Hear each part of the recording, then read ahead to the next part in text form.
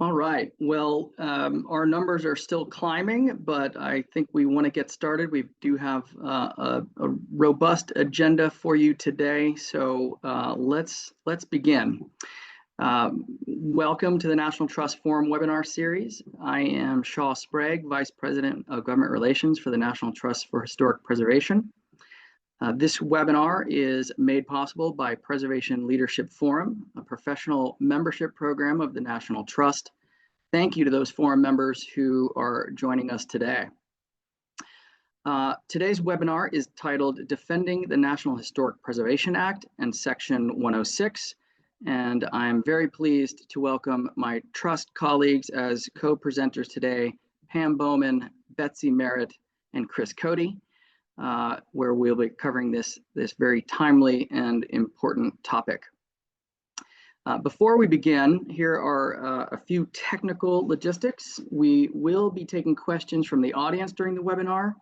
Please send questions via the Q&A function directly to panelists. You're welcome to submit at any point during the webinar, but we will be waiting until the Q&A portion to answer questions. You're also encouraged to communicate with one another through the chat function. The closed captioning function is available for this webinar. You can enable it and disable it either through the controls at the bottom of your Zoom screen or through your audio settings.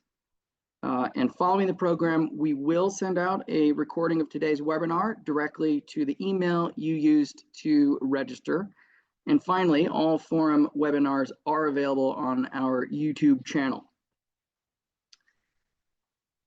Next slide, please.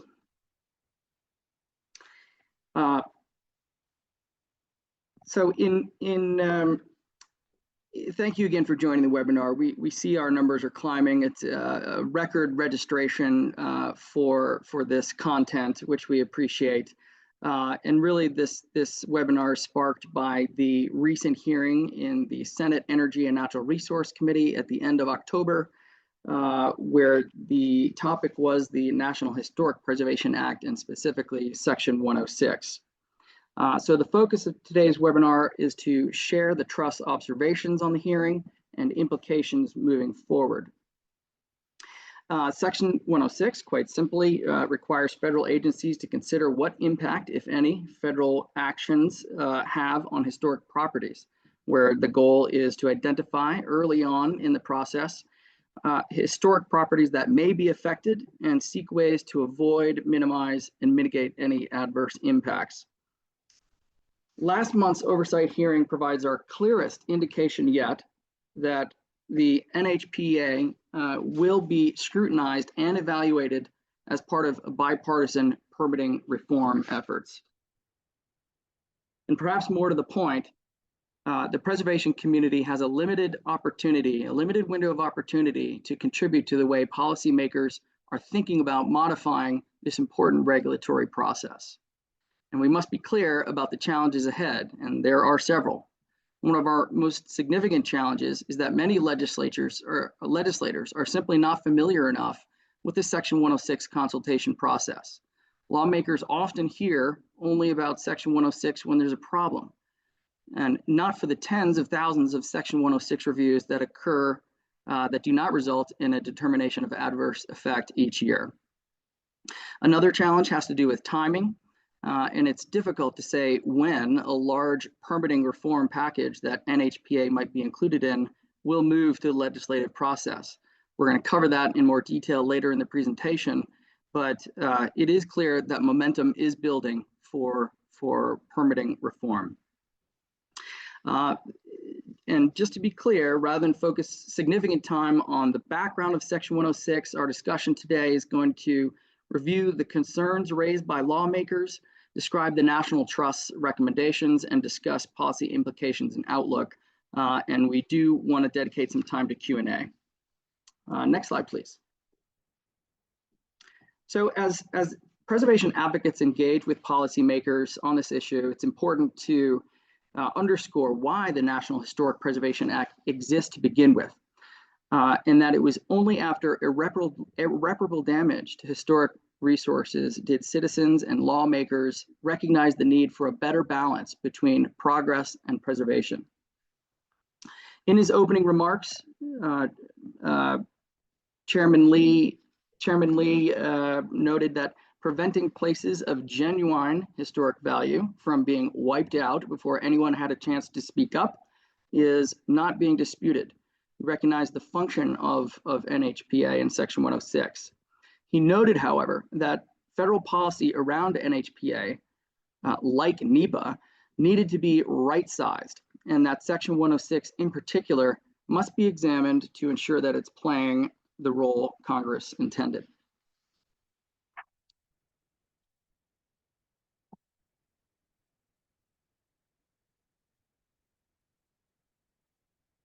And specifically, a quote that he said during his opening remarks: "When a law designed to protect our past blocks our future, we should find a better balance and a better way forward." Next slide, please. The chairman's comment about genuine historic value suggests that he believes either some Section 106 consulting parties are insincere in their concern over historic resources, or that what preservation professionals seek to protect is not really that important, or perhaps both. And if you haven't had an opportunity to watch the hearing, we recommend that you take the time to do so. The state and tribal witnesses did an excellent job articulating the value of Section 106 consultation process and the ways it can be improved and made more efficient. There's a QR code here in the slide and a link in the chat to watch the hearing. Next slide, please. I wanted to take a moment to flag Mr. McDonald's testimony. He testified on behalf of Montana Dakota Utilities Company, a regional energy supplier providing natural gas and electric service to parts of Montana, North Dakota, South Dakota, and Wyoming. He commented that the issue for energy suppliers is not the intent of Section 106, or even efforts to interpret and implement it, but the lack of clear boundaries for a project's area of potential effect. In the experience of this utilities company, long distance or linear projects for energy transmission are particularly challenging given the changes in land ownership over long distances, which can cover federal, state, and tribal lands as well as private property. When asked by Senator Cortez Masto of Nevada if he thought NHPA's Section 106 should be eliminated entirely, however, Mr. McDonald responded no, he didn't believe Section 106 should be abandoned. Next slide, please.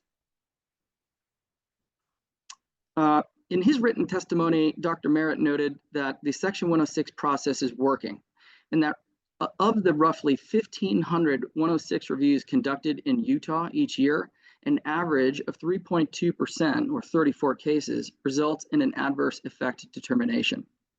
With a fully digitized workflow in place since 2017, the Utah SHPO's office has increased efficiency and now realizes roughly $350,000 in savings per year.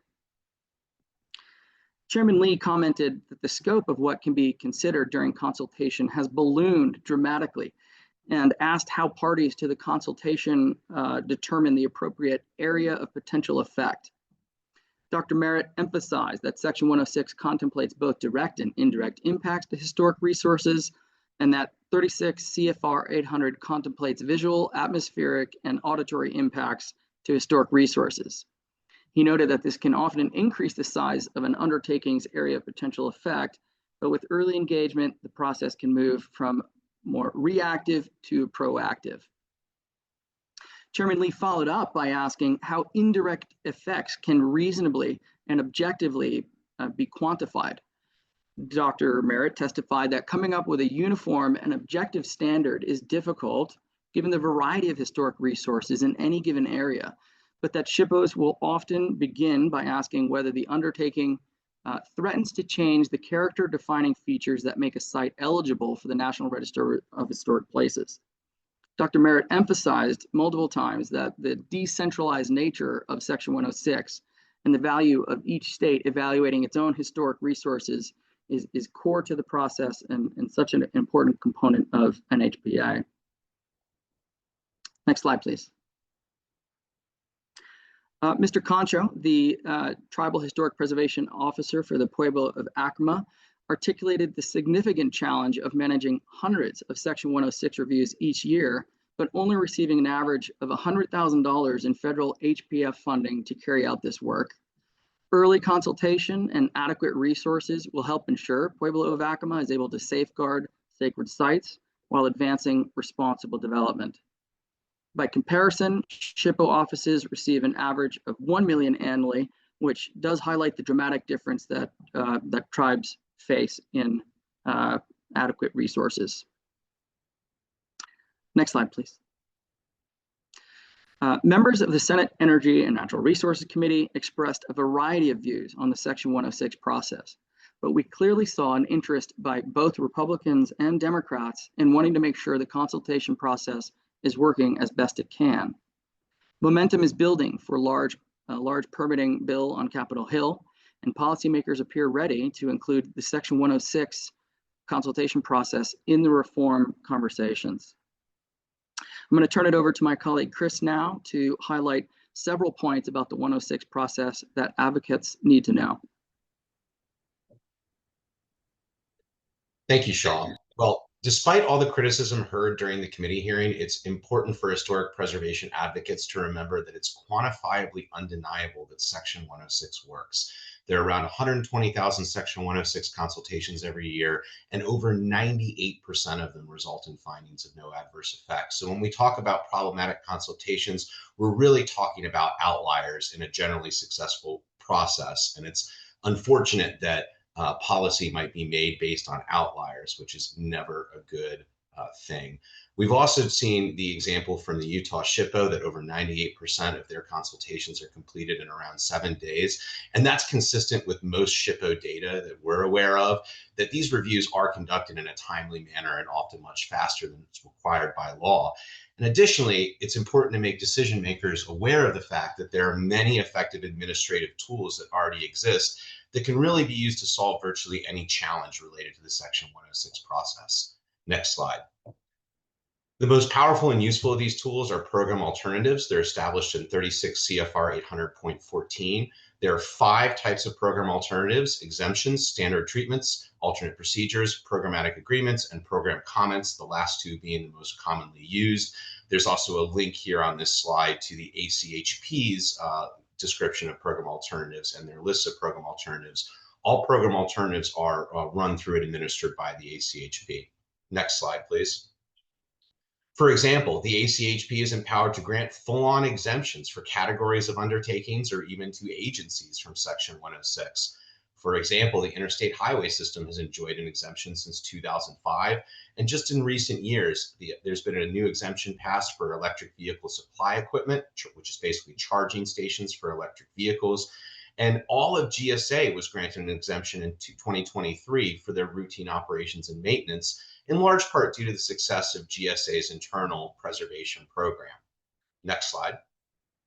Now I'll turn it over to my colleague, Betsy Merritt, to continue describing some more of the very effective alternatives that are available. This slide is about one of the most underutilized alternative procedures, and that is the standard treatment.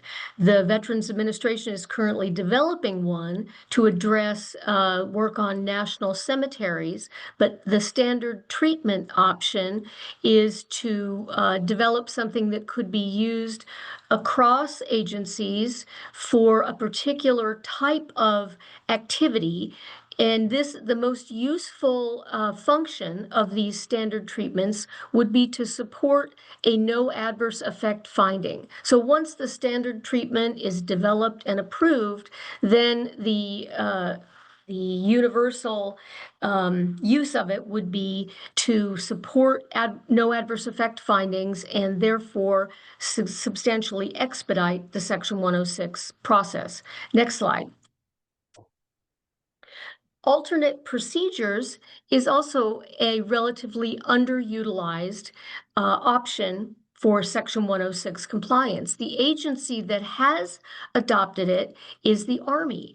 They have developed a set of alternate procedures, and in order for installations to adopt these alternate procedures, which are custom tailored for the Army, developed by the Army.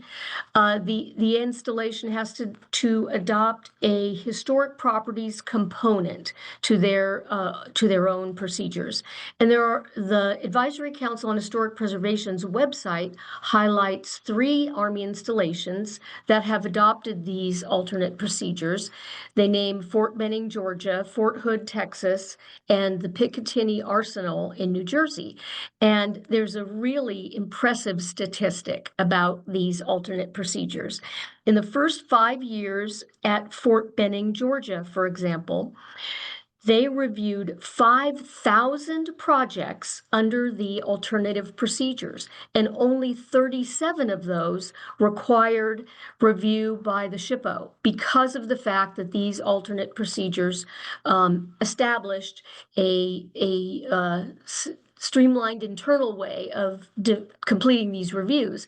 And their estimate, the Army's estimate, was that they saved 300,000 days of review by using their alternate procedures rather than the traditional process. So that, again, is an underutilized tool that can be extremely valuable for streamlining purposes and custom tailored for each agency. Next slide.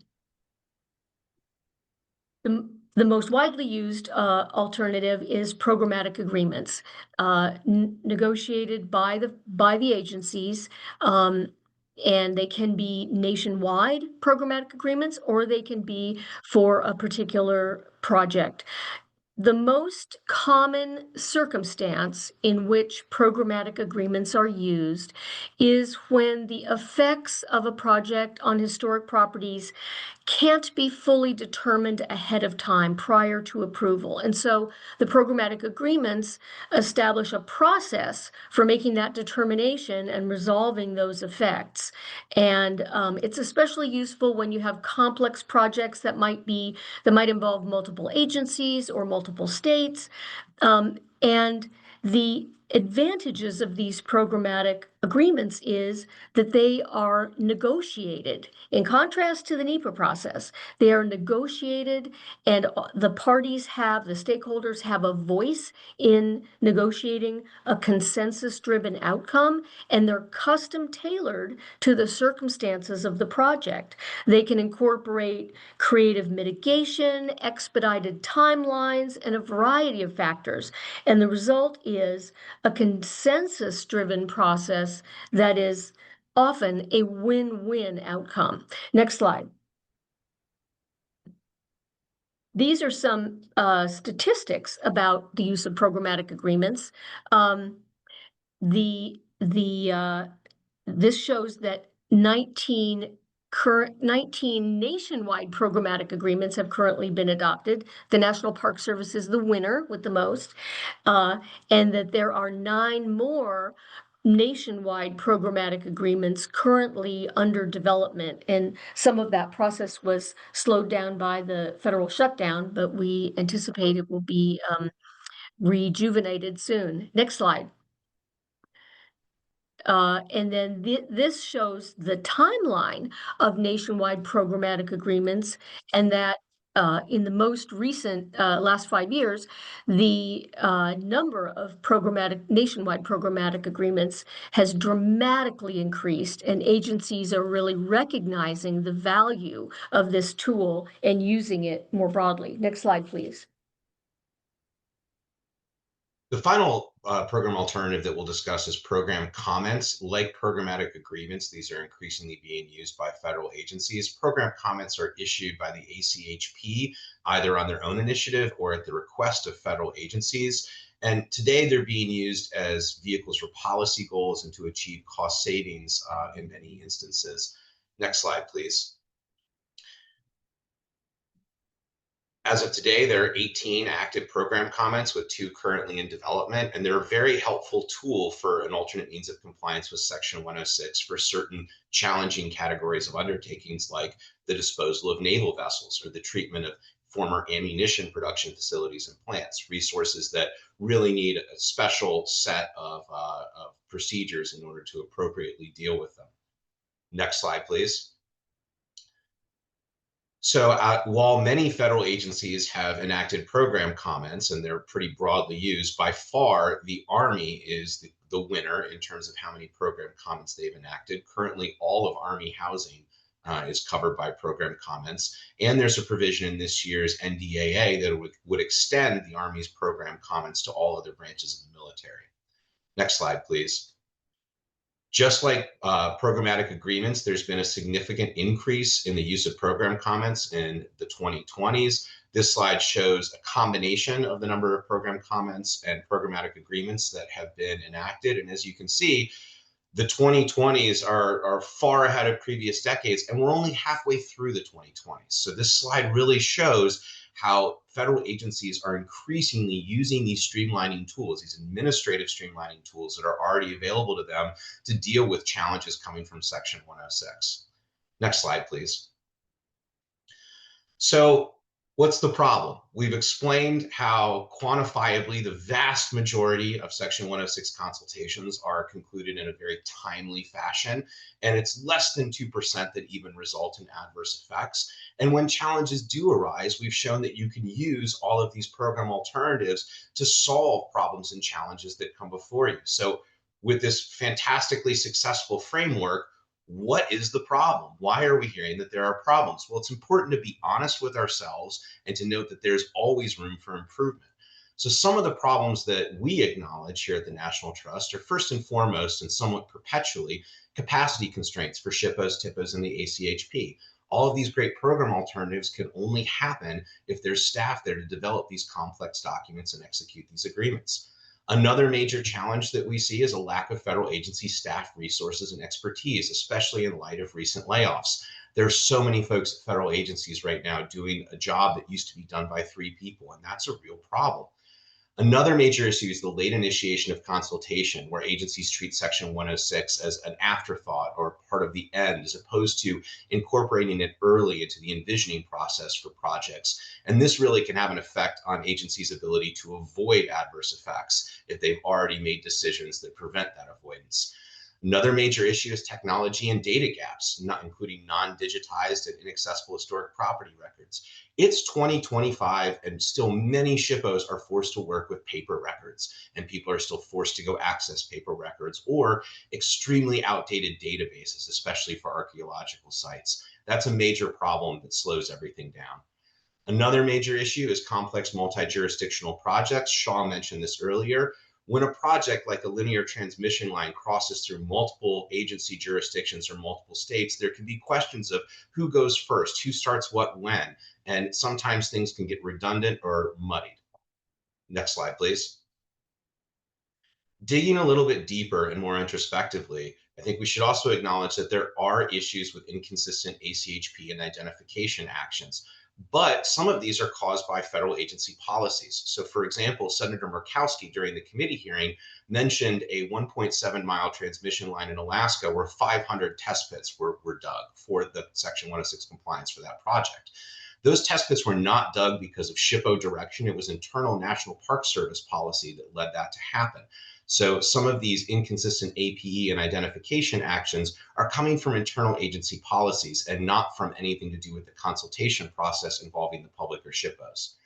Another issue that we have in historic preservation is unpredictable mitigation requirements. When you contrast our mitigation scheme with environmental mitigation, there's a whole market for carbon offsets.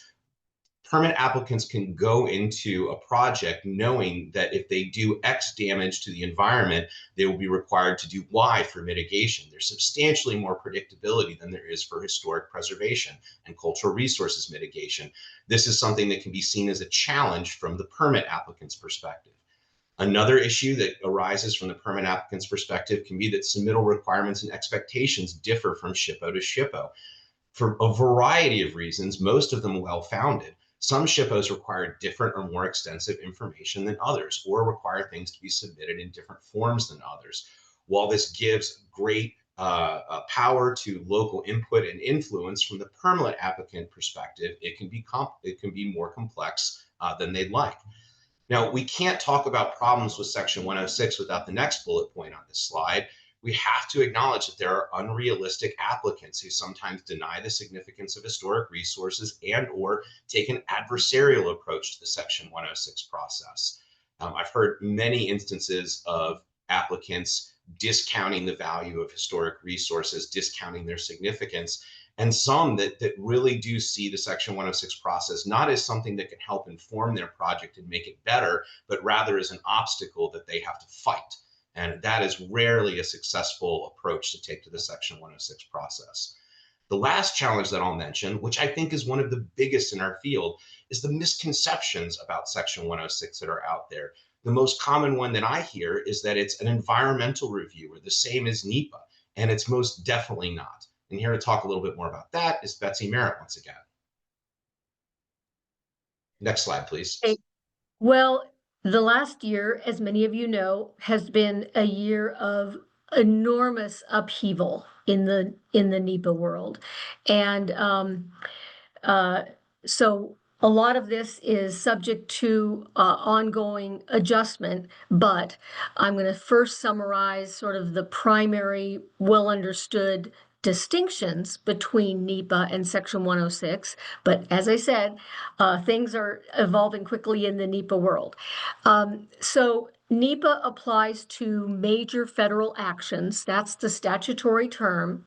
In contrast, Section 106 applies to all undertakings, including non-federal undertakings that may have federal funding or a federal permit or approval, and not just major federal actions. So that's one important distinction. Now, of course, NHPA requires broad consideration of all kinds of environmental impacts, whereas Section 106 considers impacts to cultural, historic, and cultural resources.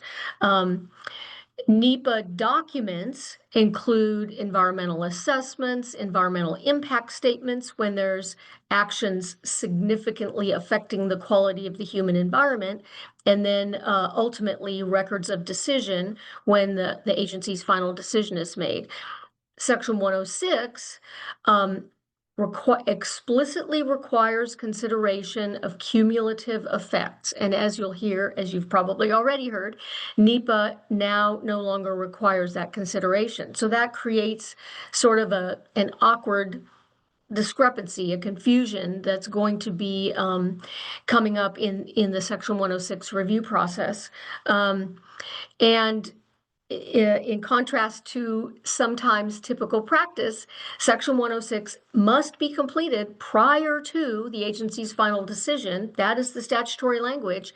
And the NHPA review needs to be informed by the outcome of the Section 106 review. And so therefore, it has to be completed prior to the final NHPA decision. Next slide. So I'm going to summarize a couple of recent cases that have caused this confusion and upheaval. And the first is Marin County Audubon versus Federal Aviation Administration. The DC Circuit Court of Appeals ruled that CEQ does not have the legal authority to issue NHPA regulations, which have been in place since the 1970s. And this was a ruling that neither party in the case asked for. Both parties asked the court to reconsider its decision, and so it was not sought after by any of the parties involved in the case. But as a result of this decision, the Council on Environmental Quality revoked its longstanding NHPA regulations in April of this year, and now all federal agencies are individually developing their own NHPA regulations, going through the process. And so that has been an enormous upheaval, let's put it that way. Can you go to the next slide, please? Another important case that has come down recently, just several months ago from the U.S. Supreme Court is the 7-County Infrastructure Coalition versus Eagle County case, which requires courts to give substantial deference to agency decisions regarding the scope of an environmental impact statement. And so this is going to limit the ability of courts to call into question and overturn NHPA compliance documents as being inadequate, and also it ended the consideration of cumulative effects. And so this is all a part of the current upheaval that's going on in the NHPA world. And the agencies are still in the process of developing some of their new regulations, and staff is adjusting to how to conduct these reviews in this brave new world. And you do have the awkward situation that Section 106 requires consideration of cumulative impacts, and that's an extremely important aspect of evaluating the impacts of a project. It remains important. Next slide, please. I'll pass it over to my colleague, Pam. Thanks, Chris and Betsy, for that excellent overview of some of the key issues for the preservation community that Congress is considering as part of efforts on permitting reform.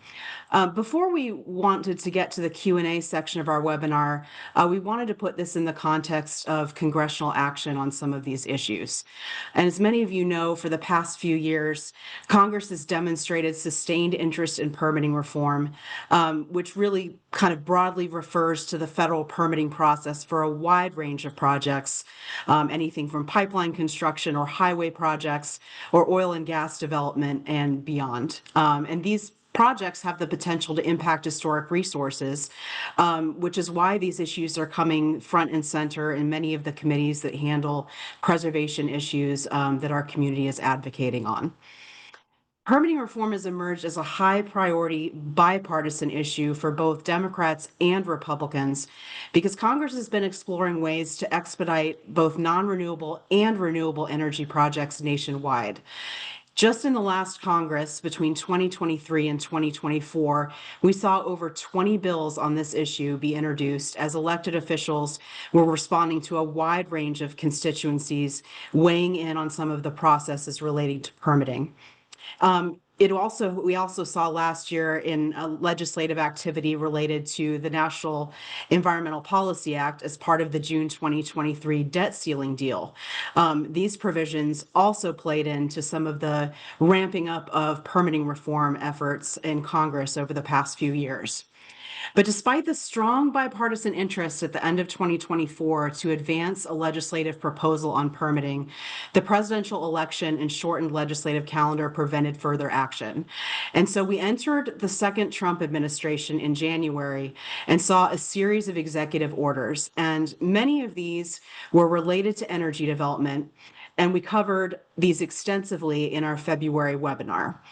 They included executive orders like Unleashing American Energy and the National Energy Emergency, all of this closely related to the timeline that policymakers have been moving through related to policy developments around permitting reform. The House and Senate committees have also steadily ramped up their conversations this year. We've already talked about last month's Senate Energy and Natural Resources Committee hearing, but there was also another hearing in that committee this morning to examine the Bureau of Land Management land use processes affecting permitting on public lands. And while the Senate Energy and Natural Resources Committee and House Natural Resources Committee have jurisdiction over many of the key preservation issues that we work on, other committees are also likely to weigh in on permitting reform in the coming months, including on both the House and Senate side. For example, we already saw earlier this year in February at a Senate Environmental and Public Works hearing that the chairman, Republican Chair Senator Capito from West Virginia, she used part of her opening statement to highlight witness testimony from hearings on the House side about how Section 106 consultation requirements were causing extensive delays for steel mill projects in her state. Just yesterday, the House Energy and Commerce Committee's subcommittee held a markup on 28 bills related to the streamlining of broadband permitting. And also in the universe of these issues, Chris mentioned in his presentation earlier, is congressional action within the National Defense Authorization Act to directly apply program comments related to the Army's inventory of housing and other structures to other branches of the military. And I share all of this to convey that there is a slowly building and widespread effort on permitting reform occurring across multiple congressional committees. And this effort is directly addressing NHPA and the Section 106 process for the first time in many years. And as a community, we should definitely take notice. While many of these discussions I've seen members of Congress focus primarily on NHPA, that has now expanded more broadly to NHPA. And we've seen a number of themes, which Shaw covered a few at the beginning of the presentation, where we're hearing from Congress about some of the things they may be looking for in future legislation, including how preservation may intersect with federal permitting in terms of efficiencies, consultation, coordination between agencies, and balancing development with the protection of historic resources. With so many legislative proposals emerging in the previous Congress and more than one moving through right now, all signs are pointing to another attempt for the House and Senate to agree upon a permitting reform legislative package. At the hearing last month, Chairman Lee suggested that a legislative proposal was forthcoming, and on the House side, there's already legislation moving through committee. The SPEED Act, which is H.R. 4776, is a bipartisan bill introduced by Republican Chairman Westerman of Arkansas and Representative Jared Golden of Maine, that in total already has the support of 6 Republicans and 5 Democrats as co-sponsors. The bill has already had a hearing in September, and tomorrow at 10 a.m., the House Natural Resources Committee will hold a multi-bill markup that includes the SPEED Act. And we can drop a link in the chat where you can see the full bill list and access tomorrow's live stream to watch virtually. The SPEED Act, as described by Republican committee memos, among other things, would amend NHPA in order to address lengthy timelines for reviews and frivolous litigation, as well as limit the scope of environmental reviews and clarify when NHPA requirements are triggered. And we can share more information about this legislation following the webinar. Next slide, please. So as evidenced by all of these committee hearings and the movement of legislation, we can also say that Congress's interest in permitting reform did not waver during the shutdown, and committee staff are reportedly continuing to work on permitting reform legislation in the background. So in terms of forecasting heading into 2026, there are a number of variables at play that make it difficult to predict when we're going to see one or more permitting reform proposals emerge in the Senate, or whether the SPEED Act will see a House floor vote. As you all know, we just saw the longest government shutdown in our nation's history that ended with a bill funding the government until January 30th. So with Congress signaling they intend to work on the remaining appropriations bills ahead of that deadline, and there being very few legislative days left in 2025 due to the upcoming holiday season, it leaves little time for other large legislative packages. Since the SPEED Act does not have a matching companion bill in the Senate, and with the Senate pulling their own pulling together their own proposals, those would likely need to be negotiated as one combined piece of legislation. We also know from the last Congress that Democrats and Republicans have struggled to find common ground for permitting reform, including on the scope of projects that should be covered and the appropriate mechanisms to achieve reform. So that could take some time. That would take us into 2026, which we all know is a pivotal midterm election year that also typically comes with a shortened legislative agenda in the late summer and fall period before Election Day. But I say that, and just to remember, despite all of these variables, the preservation community should take this opportunity while we anticipate future legislative action to build our understanding of what Congress is hoping to achieve, prepare to defend Section 106 and the NHPA, and gather concrete examples from successful outcomes in our communities.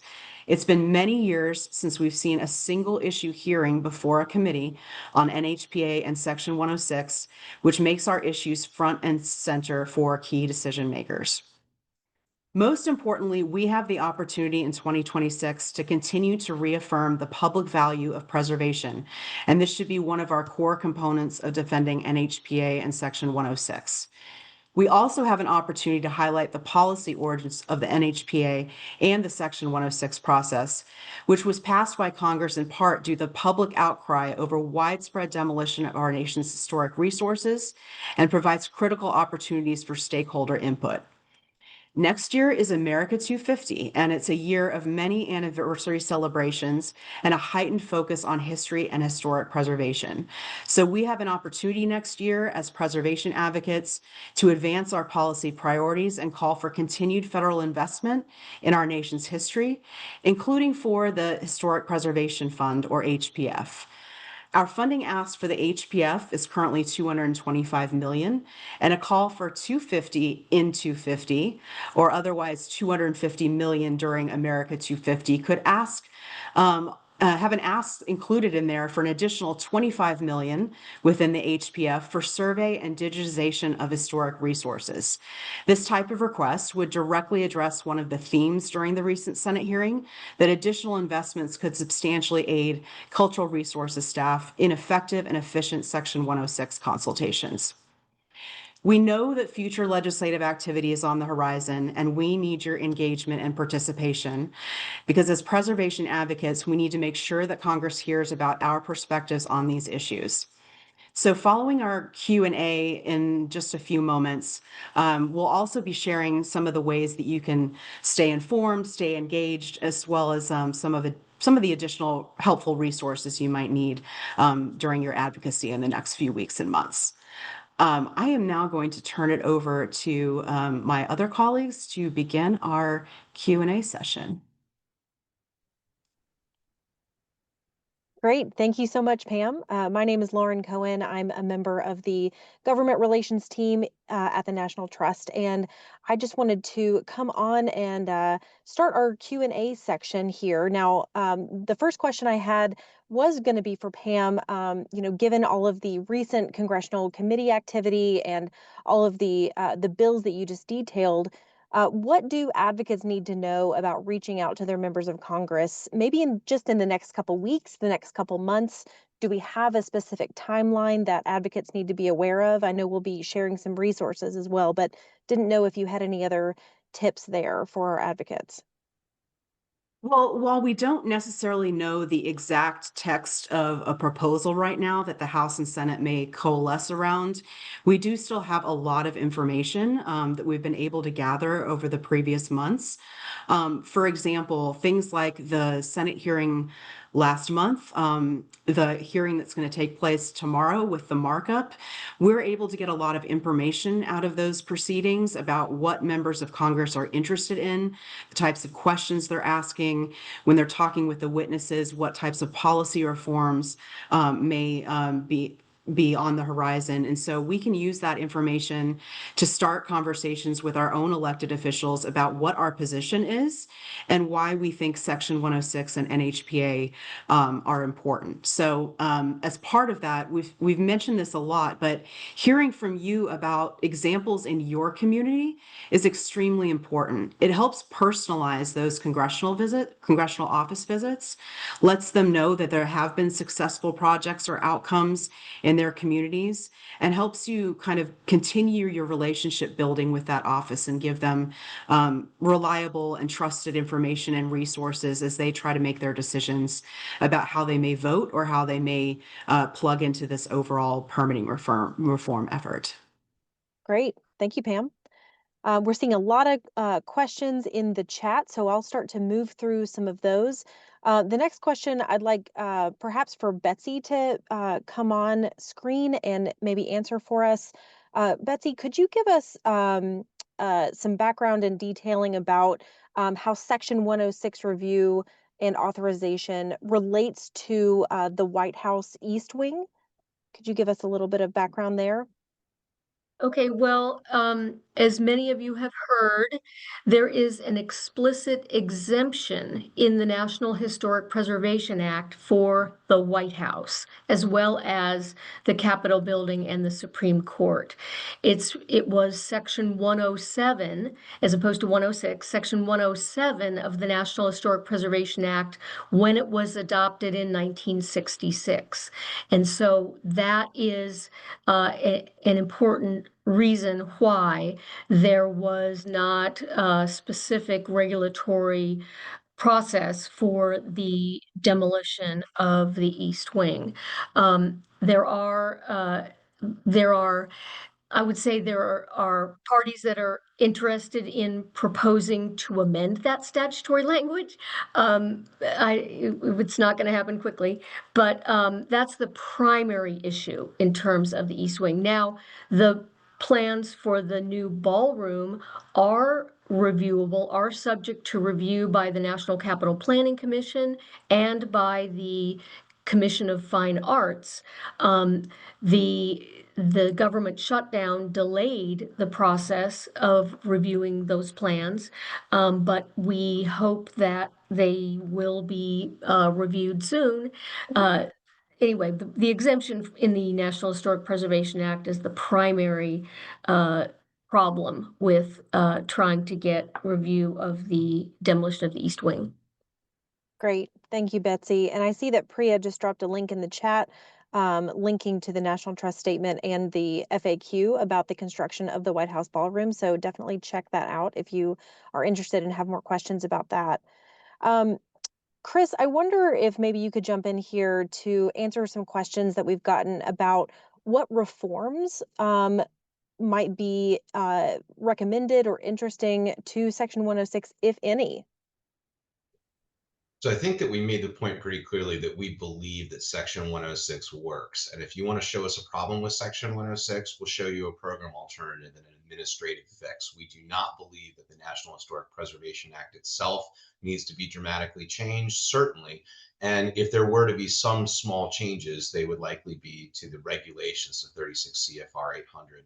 There are a number of different areas where we could see things moving a bit, but we also don't want to negotiate against ourselves or concede that we should make new policy based on truly outliers, less than 2% of the 120,000 consultations every year that cause problems. I think it's better to focus on this very small, discrete set of problems. For example, if we're looking at linear projects, large-scale infrastructure projects in the West that cross multiple jurisdictions that require extensive identification efforts, let's develop a nationwide programmatic agreement or program comment for those projects and solve that problem. We really do believe that all the tools are there. And in terms of actually changing the regulations, I think that that's a last resort from the National Trust perspective at this point. And I don't know if we're entirely ready to have those conversations yet. Thank you. Pam and Shaw, we're getting several questions about the SPEED Act. I wonder if you could go into a little bit more detail there. Are there any objections to the SPEED Act? Can you give some clarity about whether it directly or indirectly implicates Section 106? And then what can advocates do to weigh in on any processes with the SPEED Act moving through Congress? I can start taking that first. So thank you for the question. I mentioned tomorrow's committee markup, they're going to be looking at the SPEED Act. And what we don't know yet is the outcome of that proceeding, because members are going to have a chance to offer amendments tomorrow that may expand the scope of what some of these permitting bills tomorrow will end up including. But primarily the SPEED Act is related to NHPA. We don't know what other issues will be raised tomorrow. It's likely that we could see some conversation among members given the hearing last month in the Senate about how some of these issues interact. So some of that remains to be seen.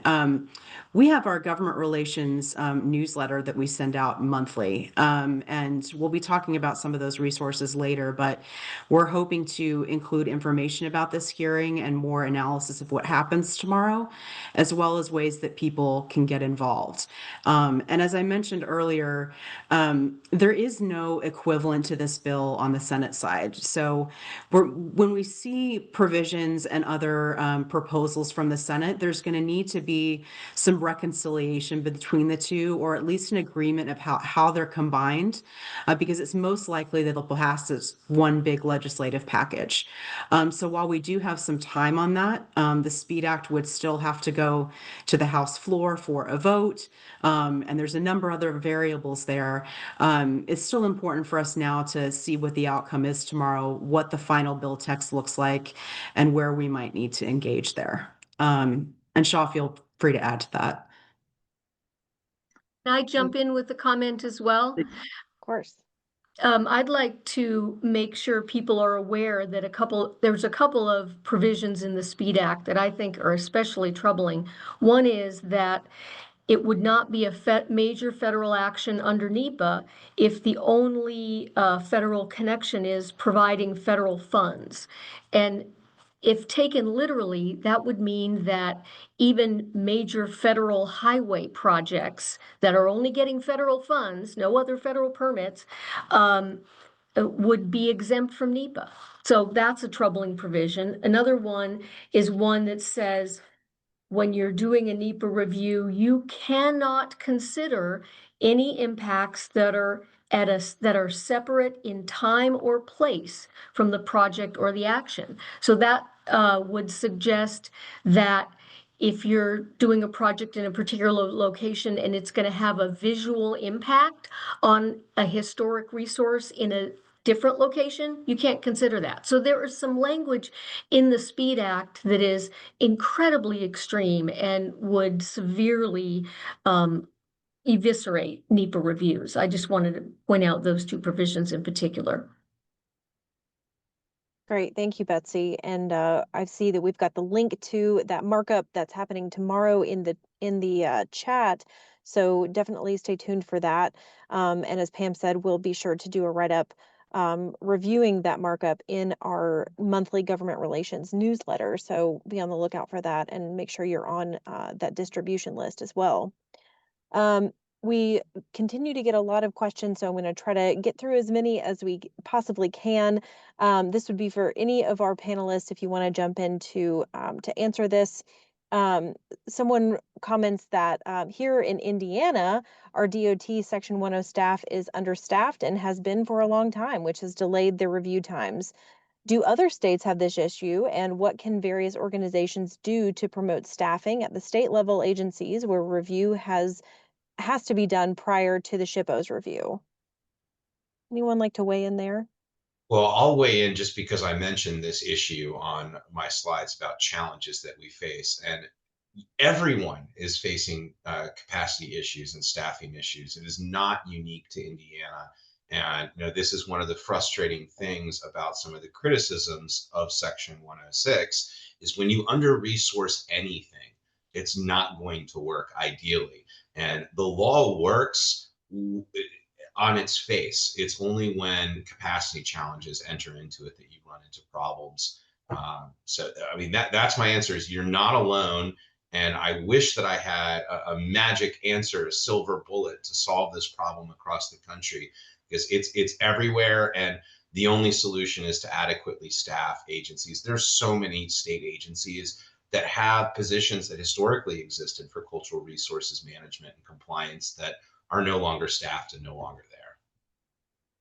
I might just weigh in also that similarly important to federal Hill days when advocates are coming to Washington, state level advocacy days are so important for that exact reason. And adequate staffing for historic professionals in the state government is a key agenda item that should be on many state advocacy day legislative policy agendas. So I would note, if you do not have a state advocacy day, that's something that ought to be considered, and this issue in particular needs to be at the top of the list.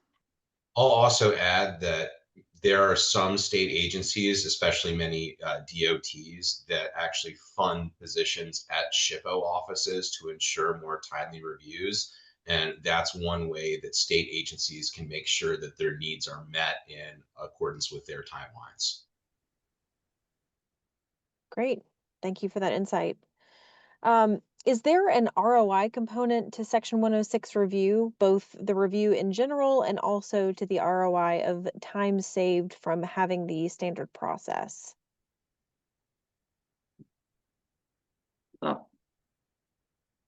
Shaw? I might just note, Chris, I'll give you a second to consider the response, but ROI was interesting. We did see that issue come up during the hearing. Senator Jim Justice raised the issue, just how much is spent on implementing Section 106. So it's essentially the inverse of that question, just how much taxpayer dollars are going toward implementing it. But I think the reframing, as the question suggests, is entirely appropriate. That it's how much money are you actually saving by considering the impacts to historic resources before it moves to litigation and early in the process, and how much money can be saved. And I think from the Dr. Merritt's testimony in Utah, the investment that state has made into its digital workflow has generated $350,000 a year in savings to that office. So those initial upfront investments can really pay off in the long term, and that's a basis for one of the upcoming appropriations requests for funding for survey and digitization. That's a fantastic answer, Shaw. And I'll just add that this is one of the big challenges in talking about 106. We don't often hear about the successes. We only hear about the failures. In my experience working at a SHPO office, it was as common for SHPO to present a federal agency with a solution that gave them permission to do less than they themselves thought they had to do in terms of the treatment of historic resources. There is as much money being saved, I firmly believe, by SHPOs going in and helping federal agencies meet their NHPA requirements in economical ways as there are costs associated with the Section 106 process. We just don't really capture those savings in a very good, clear, and quantifiable way. And I think one of the other major ROIs for the Section 106 process that we don't talk enough about is risk management. The things that happened that outraged communities in the 1960s that led to the NHPA's passage are what Section 106 is designed to avoid. And we don't talk about the risk management value that SHPOs provide to the federal government. That's a good word. Thank you. We are running out of time, so I'll just try to ask just a couple more questions and then give our panelists a final word, any other closing thoughts they may want to share. But let me first ask this one. Will the NHPA have an impact on Executive Order 14344, which is making federal architecture beautiful again? Pam, I know you mentioned a webinar we did earlier in February detailing all of the flurry of executive orders that came at the beginning of this new administration. Wonder if you or any of our other colleagues want to comment on how NHPA may have an impact on this particular executive order. Scott, do you want to start on that one? Sure. I think one piece of analysis that we've looked at is the scope of Section 107 of NHPA, which is the exemption from Section 106 consultation for White House grounds, Capitol, and Supreme Court. The things that are not within that exemption are still subject to that 106 consultation, and that is something that for the trust part we would expect to happen. So for other activities around Washington, D.C., we expect that Section 106 would still be a key part of that process. Great, thank you. Well, I'll just ask now, any of our panelists, if you'd like to offer any other closing thoughts, things that you thought of, or as you were glancing through the Q&A. I know we weren't able to get through all of the Q&A today, but I believe we will have a follow-up to this as well. Any closing thoughts from our panelists? I might just note that we were really heartened to see so much attention to this webinar, and we appreciate everyone's interest in understanding this and activation around defending NHPA and Section 106. We will continue to host these webinars going forward, so we encourage you to stay tuned. Please share the recording of the webinar so that we get the word out about what is needed from an advocacy standpoint going forward. And I think there are a few links to resources in our final slides. It's been referenced, the advocacy newsletter and advocacy center on the National Trust webpage. That we want to make sure you know about and are accessing. But please keep the feedback coming about the things that you want to hear about most, and we do appreciate being able to interface with the preservation community in this way. But comments from my colleagues, final thoughts.